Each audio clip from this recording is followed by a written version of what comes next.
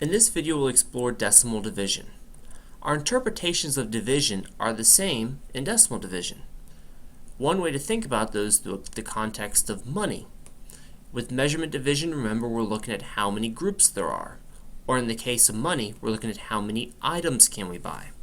So if gas is $3.52 a gallon, how many gallons can we buy if we have $32.50? Whereas in partitive division, we're looking at what's the cost of each item.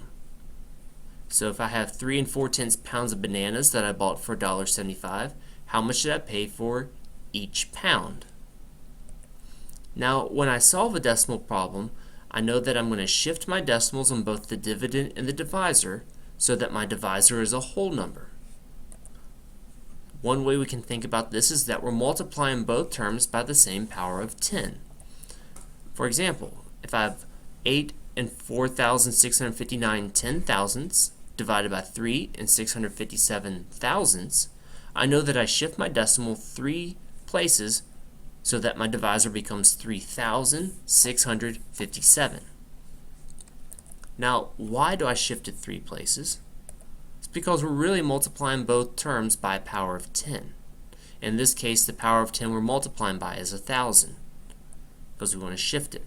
So if I look at this and I put it into fraction form and multiply both the numerator and denominator by 1,000, I know that's the same as just shifting all the decimals 3 places, and I'd really be looking at 8,465 9/10 divided by 3,657.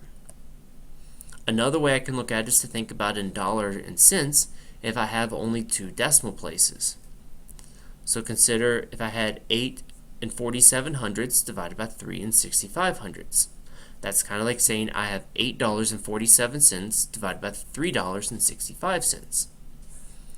Now, if I think about converting the decimals to pennies, I'd have 847 pennies and 365 pennies. So what I know is that $8.47 divided by $3.65 is the same as dividing by 847 pennies divided by 365 pennies. Now we can use this to our advantage if we're looking at very large numbers, because if we're shifting the decimal places to the right for very small numbers, we could shift them to the left for very large numbers and make the values much easier to divide. What we want to do is, again, we want to make sure that there's no more zeros on the divisor. So say we have 180 million divided by 32 million. Now, here's the actual solution if I were to work it out with the calculator. But what I can do is I can cross out my zeros until my divisor has no more zeros. And now I'm really looking at 180 divided by 32, and that will give me the same solution.